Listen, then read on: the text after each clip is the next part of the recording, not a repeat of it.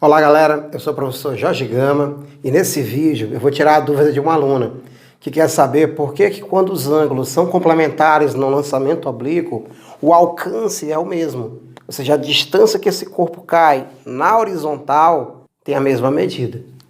Se a soma dos ângulos de lançamento, aquele mesmo vetor velocidade, eu só mudar a inclinação, por que quando num ângulo ele tem um alcance, e num outro ângulo, que a soma deles dois dá 90 graus, ou seja, quando eles são complementares, por que eles caem na mesma distância? Essa é a dúvida dela. Ela quer saber o porquê. E se você gostou desse tema, vai dando um like no vídeo e se inscreva. Vamos lá?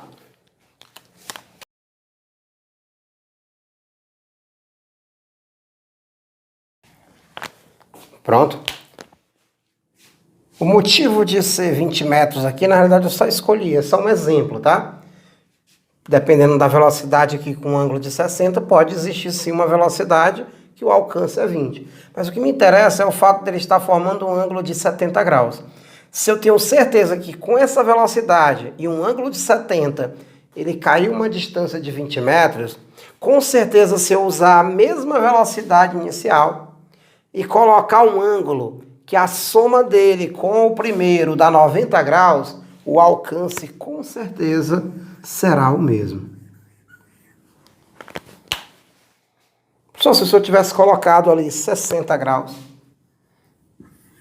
Claro, se eu mudei aqui o ângulo, eu vou mudar a distância. Vamos inventar uma distância, tá? Vamos dizer que caiu numa distância de 50 metros. Se eu colocar aqui um ângulo de 30, a distância horizontal também será de 50 metros. Porque a soma de 30 com 60 dá 90. Em outras palavras, lançamentos oblíquos com a mesma velocidade e ângulos complementares têm o mesmo alcance. Mesmo que a altura seja diferente, mas a distância horizontal é a mesma. E minha aluna perguntou por quê. Então eu vou precisar, para responder essa pergunta dela, de 2 vídeos. Por quê, professor? Porque envolve muita matemática elementar. E principalmente a parte de trigonometria. Então mesmo que você não entenda o cálculo como um todo, cada parte dele é importante para quem vai fazer o vestibular. E no final do vídeo, com certeza, você já vai ter gravado essa informação de que quando a soma dos ângulos dá 90 graus, o lançamento dá sempre o mesmo alcance. Tá bom? Vamos lá.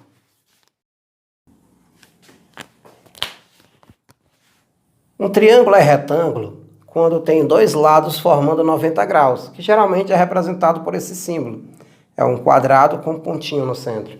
E quando eu olhar esse símbolo, eu já sei que isso representa uma abertura de 90 graus. Que é fácil de lembrar, porque lembra o canto do caderno, o canto do quadro, o canto, né, de uma janela. Tem várias coisas no cotidiano que te lembram esse símbolo, tá? O 90 graus. Professor, e esse ângulo alfa e beta? São ângulos agudos, tá? São ângulos menores que 90 graus. E esses lados que formam 90 graus são os catetos. Só que não é um cateto qualquer aqui, é um cateto que se eu estiver colocando ele em relação a alfa, ele é adjacente. Ele é um cateto que está formando o ângulo alfa junto com a hipotenusa, tá bom? Esse cateto está complementando o alfa, mas ele está na frente de beta, ele é oposto a beta. Então, esse cateto ele é ao mesmo tempo adjacente e oposto. Ele é... E ao mesmo tempo ele é oposto de beta. Da mesma forma, y é adjacente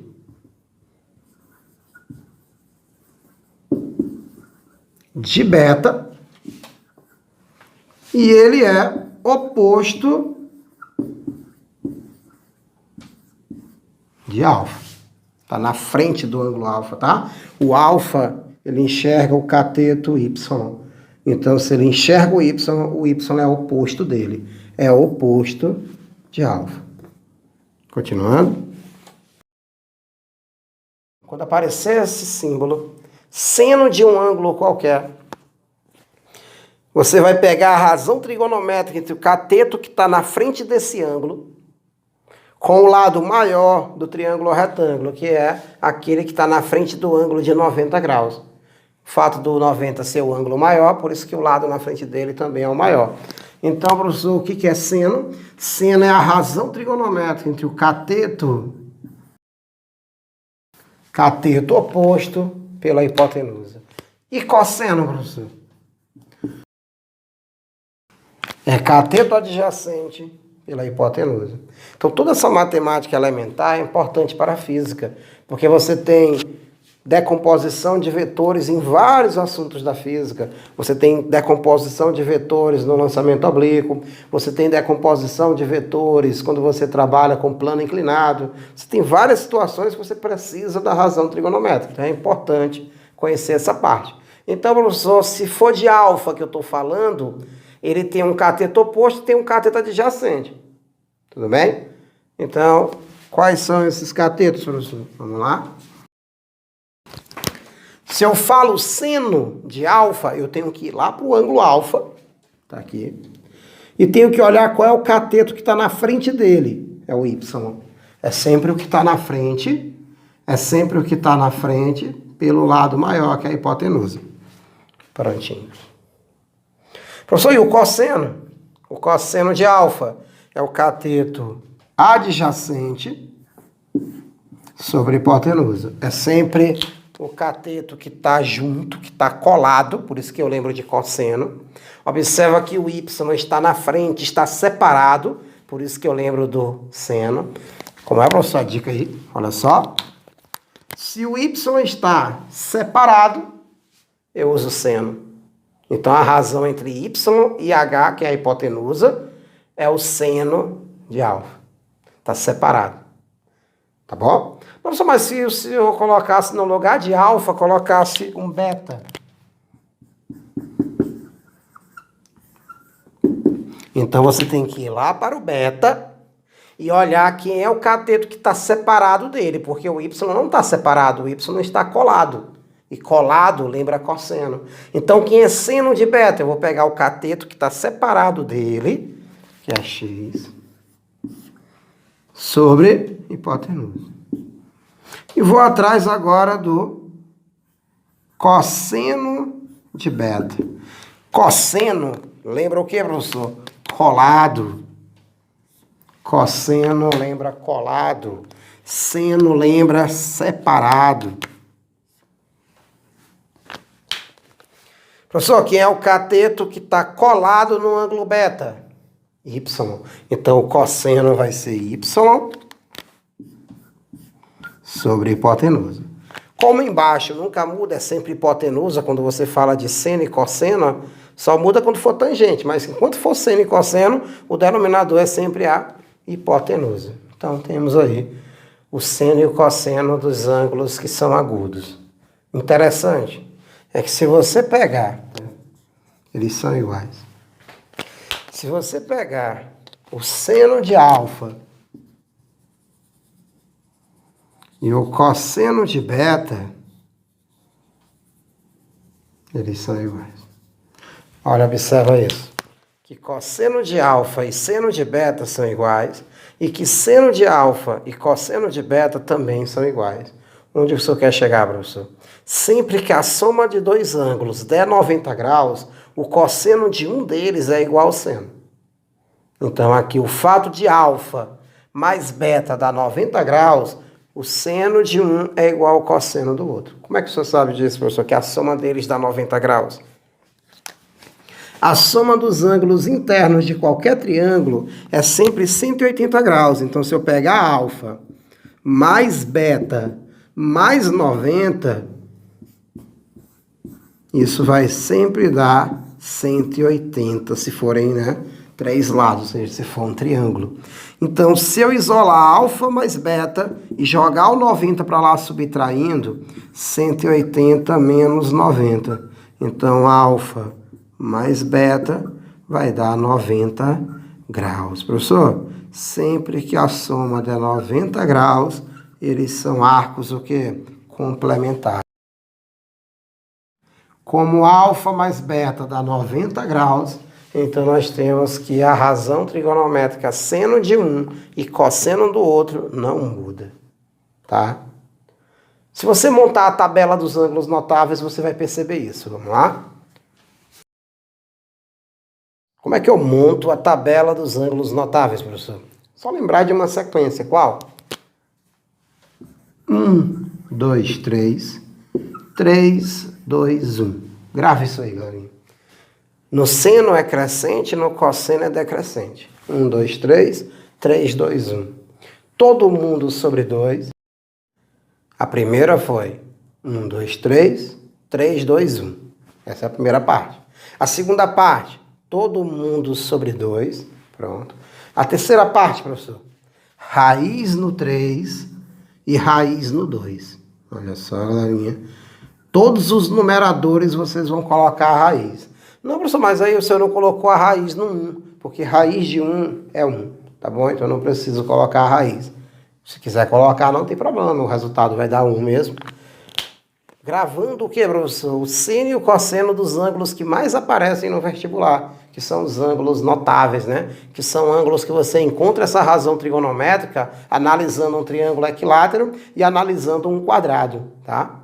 Se você analisar o triângulo equilátero, você vai encontrar o seno e o cosseno de 60 e de 30. Se você analisar o quadrado e passar a diagonal dele, você vai encontrar o seno e o cosseno de 45 graus. Observa um detalhe, galerinha. Olha quem é o seno de 30. Seno de 30, meio. Olha quem é o cosseno de 60. Cosseno de 60, meio também. E a soma deles dois dá 90 graus. Então, tu já percebe que o fato da soma ser 90 graus, o seno é igual ao cosseno, é o que está acontecendo aqui. Tá bom? Mas não importa esse ângulo, galerinha. Se eu botar 30 e o outro for o complementar dele, o seno é igual ao cosseno, independente desse valor do ângulo que eu coloquei. Por isso que aqui é geral, ó. Alfa e beta. Tá? O que o senhor está querendo dizer com isso, professor? Vamos lá. Quem é maior? Seno de 20 ou cosseno de 70? Eles são iguais, com certeza. Se você pegar uma tábua trigonométrica no livro de matemática, você vai ver que o seno de 20 é igual ao cosseno de 70. Tem lá na tábua trigonométrica o valor, tá? Desse seno e desse cosseno. Só seno de 1 grau é igual ao cosseno de quem? Só pensar no complementar. Quanto é que falta para 90? 89. Seno de 2 graus é igual a cosseno de 88 graus. Seno de alfa é igual a cosseno de 90 menos alfa. Não, só disse que só daria igual se a soma der 90. Soma. Quanto é alfa somado com 90 menos alfa? Cancela esses dois porque são simétricos, o resultado dá o quê? 90. E quanto a soma der 90, o seno de um é igual ao cosseno do outro. Próximo passo da nossa explicação é entender decomposição de vetores, tá? Lembrar da decomposição de vetores. Vamos lá? Eu tenho um lançamento nessa direção. Só que eu não estou preocupado com a trajetória dessa partícula. Eu estou preocupado só que distância essa partícula vai percorrer na horizontal e que distância essa partícula vai percorrer na vertical. Então, em outras palavras, o que eu preciso saber é qual é a rapidez dele na horizontal e a rapidez dele na vertical. Quando eu falo rapidez dele na horizontal, eu estou dizendo que existe uma contribuição dele na horizontal. O fato dele estar indo numa direção inclinada quer dizer que ao mesmo tempo ele está indo para frente e para cima. Então, para frente, existe uma contribuição desse vetor que nós chamamos de Vx. Para cima, existe uma contribuição desse vetor que nós chamamos de Vy. Só que esse eu vou chamar de VOY e esse aqui eu vou chamar de VX. Esse será o nosso VO. Por que o senhor não chama de VOX, professor? Porque eu sei que aqui é constante, galera. Não existe força agindo na horizontal, porque eu vou desconsiderar a resistência do ar. Mas existe força agindo na vertical, que é a força peso, né? O campo gravitacional da Terra, com certeza, na subida, puxa esse corpo com a força que é massa dele vezes a gravidade. Então, se ele está puxando no sentido contrário da velocidade, esse movimento na subida é retardado. A velocidade vai ficando cada vez menor. E nessa direção, ele vai percorrer espaços iguais em intervalo de tempos iguais, porque não tem força agindo, tá bom? Então, a trajetória dele eu sei que vai ser uma parábola, mas eu não estou interessado com isso. Eu estou interessado em saber o que, professor? Qual o alcance e qual a altura. Olha só o meu interesse, né? Qual o alcance e qual a altura, tá? Mas eu sei que o ângulo está envolvido. E formou um triângulo retângulo. E esse cateto está na frente de alfa. Se está na frente, ele é um cateto oposto. Mas está percebendo que isso aqui sendo um retângulo, esse cateto oposto é do tamanho de VOY, quer dizer que se eu encontrar o cateto oposto, eu estou encontrando o VOY. Se eu encontrar o cateto adjacente, eu estou encontrando o VX. Como é que eu encontro o cateto oposto? Só como é que o senhor coloca o VOY aí, se ele é bem aqui? É porque esse lado tem o mesmo tamanho dele. Eu estou preocupado só com o módulo, tá? Só com a intensidade dele aqui no início. Professor, então, se ele é oposto, eu uso seno ou cosseno, galerinha? Oposto. Oposto está separado. Se o oposto está separado e ele é uma projeção da hipotenusa, ele vai ser a hipotenusa vezes o seno de alfa. Vamos já treinar isso, tá? Professor, VX. VX está colado. Então, como é que eu encontro VX? Eu encontro VX pegando a hipotenusa vezes seno ou cosseno. Está colado, lembra cosseno. Cosseno de alfa. Separado do alfa, lembra seno de alfa. Colado no alfa, lembra cosseno de alfa. Esse CO é colado no alfa. Esse SE é separado de alfa. Então, esse cateto está separado de alfa. Então, usa seno. Esse cateto VX está colado no alfa. Então, usa cosseno. Vamos treinar isso rapidinho? Pronto. O que eu tenho que lembrar, professor, para fazer a razão trigonométrica um pouco mais rápido? É assim. Lembra que tanto esse cateto quanto esse são projeções da hipotenusa. Então, eles vão ficar em função da hipotenusa. Então, eu já posso dizer que W e L é igual à hipotenusa. Igual à hipotenusa, professor, não é menor que a hipotenusa. É, mas está faltando agora uma fração que eu vou utilizar para multiplicar com a hipotenusa para representar esse fragmento. Tá bom? Está faltando aqui uma fração, que é a razão trigonométrica, que multiplicado com x vai representar esse outro pedaço. E que razão trigonométrica é essa, professor? É seno ou cosseno? Vamos lá? Professor, esse lado que é o L, que é o cateto L, o senhor colocou em função da hipotenusa. Beleza, mas vai ser seno ou cosseno, professor? Está colado. Se está colado, é cosseno de alfa. Esse W está separado do ângulo, está na frente do ângulo, é oposto. Se é oposto, é seno de alfa. Eu só quero que você ganhe tempo no vestibular, tá bom? Professor, aqui, eu quero cateto em função da hipotenusa. Esse Y vai ser a hipotenusa vezes quem? O Y está separado do alfa, então é seno de alfa. O X está complementando o alfa, ele está colado no alfa. Colado vai ser a hipotenusa, que é aquele ladinho que está sempre na frente do ângulo de 90 graus, multiplicado com seno ou cosseno, galerinha? Cosseno de alfa. Treinamos essa parte, então, na hora que eu for fazer o lançamento oblíquo, você já sabe quem é Vx e quem é Vy. Vx está colado, é VO vezes cosseno. Vy está separado, vai ser VO vezes seno. Pronto. Não perca o próximo vídeo, galerinha, porque eu vou fazer no lançamento oblíquo a aplicação das funções horárias do espaço no movimento uniforme e no movimento uniformemente variado com a aplicação dessa razão trigonométrica que nós acabamos de ver.